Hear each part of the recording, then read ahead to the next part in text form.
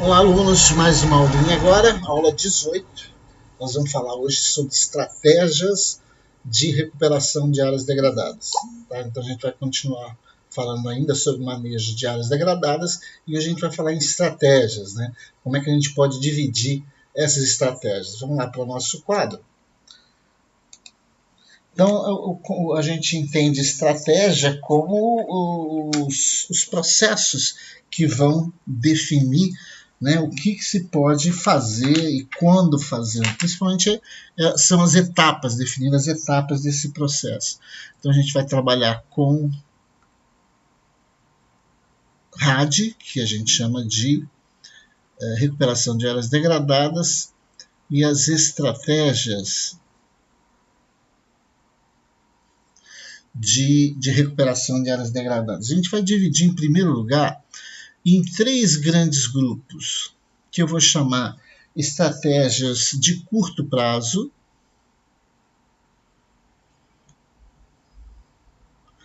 eu vou chamar um segundo grupo de estratégias de médio prazo,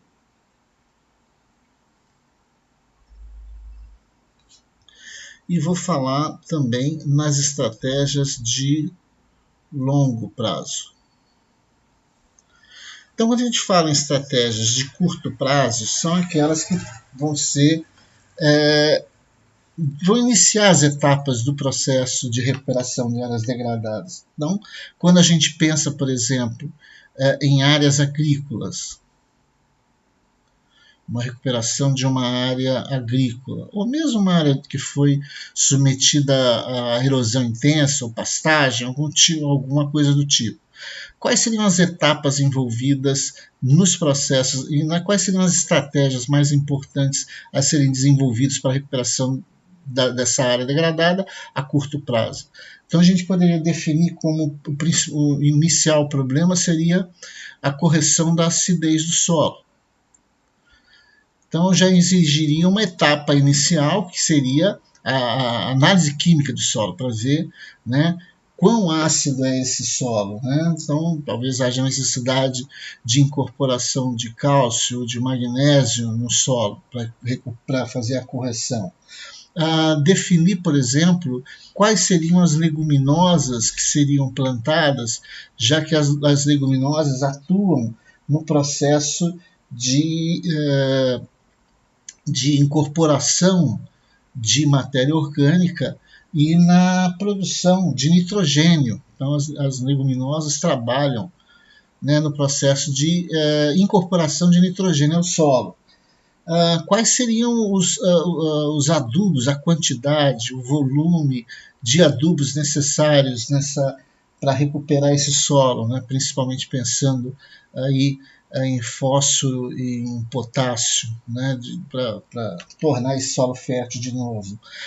A escolha das espécies, né, quais espécies arbustivas que serão implantadas, quais espécies herbáceas que vão ser inicialmente plantadas. Então essas escolhas fazem parte de uma série, né, para formar uma espécie de adubo verde, né, de uma série de etapas iniciais no processo, né, de recuperação da área.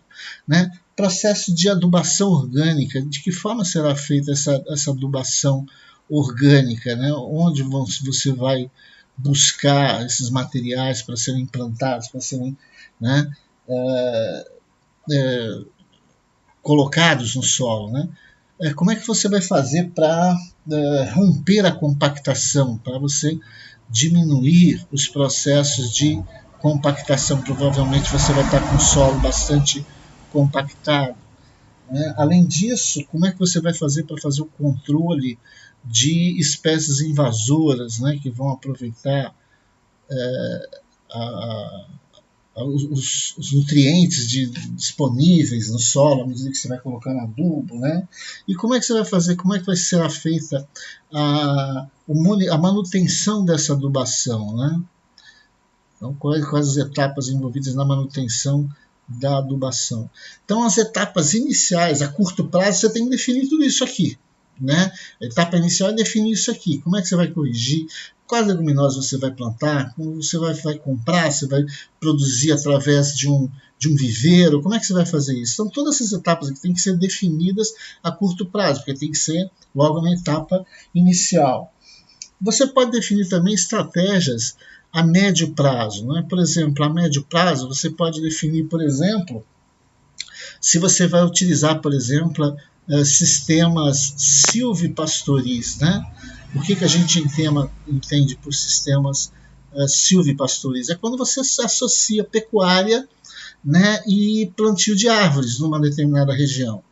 Tá? Então acaba que você usa aí, né, algumas espécies arbóreas, mais a pastagem, né, e a pecuária. Então você vai definir, né, o uso dessa área para a criação de animais e quais espécies de árvores você vai plantar, qual espécie de capim você vai plantar para, né, manter a produção. Então você vai escolher um sistema silvipastoris, ou pode, por exemplo, se definir por um sistema agroflorestal. Né? Os sistemas agroflorestais, da mesma forma, só que ao invés de você colocar pecuária, você colocar, né, um cultivo qualquer, né, de uma determinada planta qualquer, junto com o seu sistema arbóreo, com as árvores que você vai implantar. Então você vai fazer uma associação entre espécies arbóreas e herbáceas, ou mesmo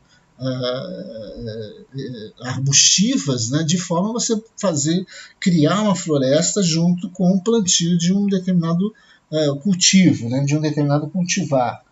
Né. Esses sistemas silvipastoris, eles são importantes porque eles ajudam no processo de expansão de raízes, né.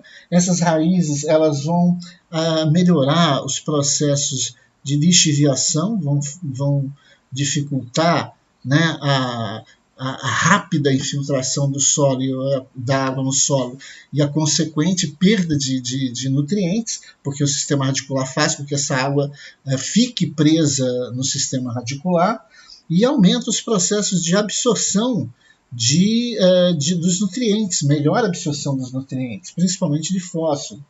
Né? Os galhos e folhas que vão cair sobre o solo, eles são importantes para a produção de humus, que é matéria orgânica importante para o solo. Né? E eles permitem também a absorção de nutrientes, né? Favorece a absorção de nutrientes que estão em grandes profundidades.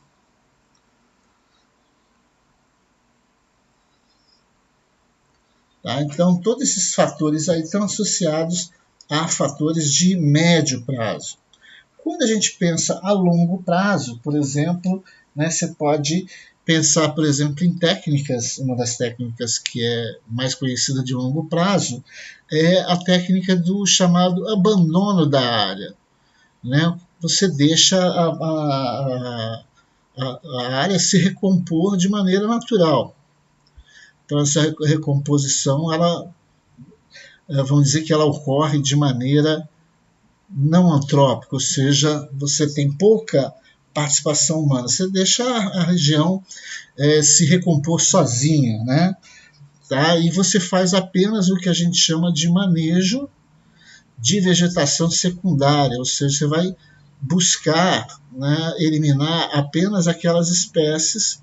Você vai criar um sistema de manejo para eliminar aquelas espécies que não são interessantes, né, que são que vão prejudicar as espécies naturais da região.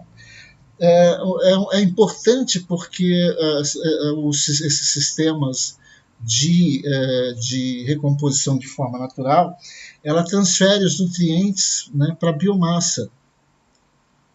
Entendida aqui a biomassa com todos os vegetais disponíveis na vegetação, né, de uma maneira geral. Uma característica do abandono de área é o que a gente chama de pousio, ou seja, você deixar em repouso a vegetação. Quando a gente fala que o pousio é longo, por exemplo, ele se refere a prazos, por exemplo, que envolvem 15 anos e que favorece, né, a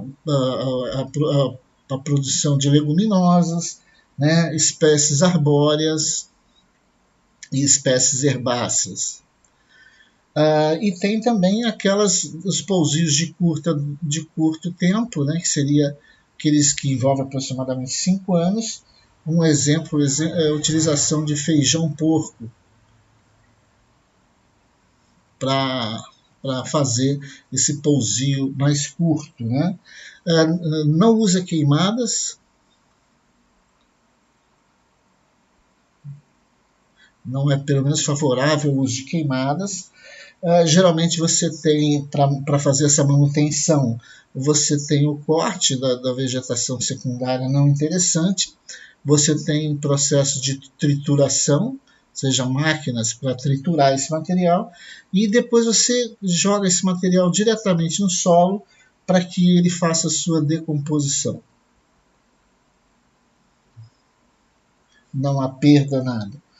E também, no processo de longo prazo, a necessidade de você fazer recuperação de mata ciliar. Mata ciliar é aquela mata que está na margem dos rios. É importante do ponto de vista de estabilidade das encostas, ou seja, a mata ciliar ela favorece a manutenção das encostas e não permite que muito material do solo seja perdido para o fluxo da água, né, do rio, do riacho, do ribeirão, qualquer que seja, né, o volume de água ali disponível.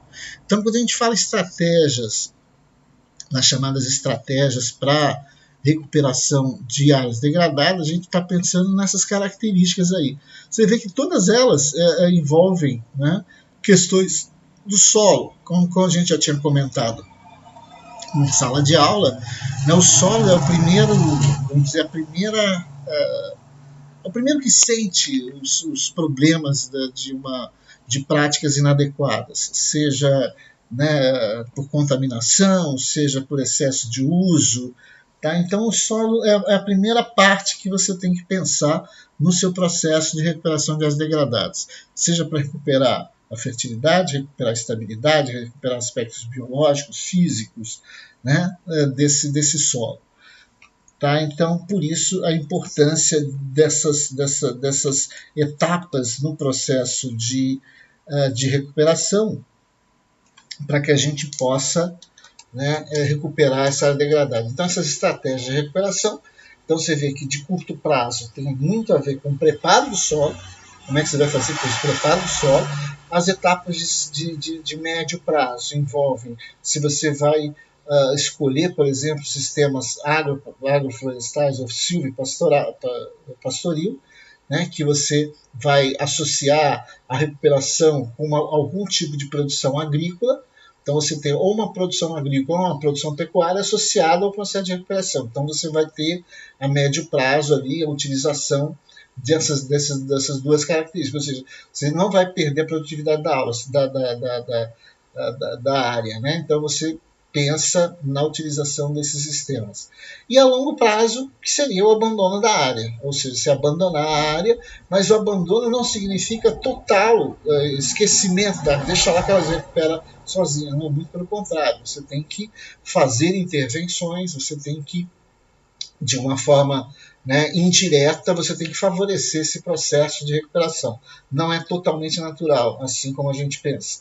A gente tem que fazer algumas intervenções de forma a fazer com que você escolha quais espécies você acha mais importantes, ou que o engenheiro agrônomo que vai determinar, ou o biólogo que vai determinar quais as espécies serão mantidas, serão mantidas e quais aquelas serão eliminadas, porque muitas vezes você tem espécies invasoras que acabam prejudicando todo o processo de recuperação. Beleza? Até a próxima aula.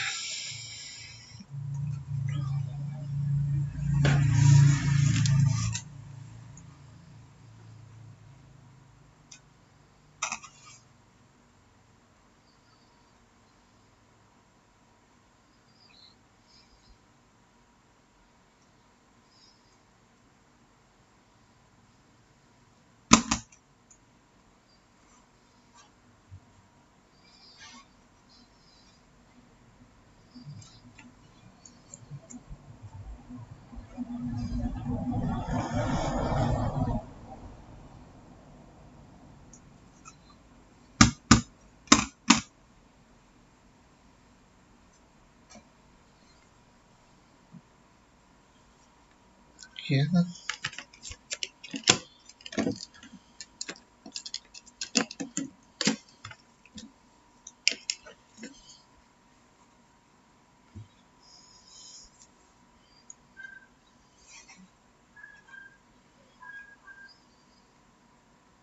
Pequena demais.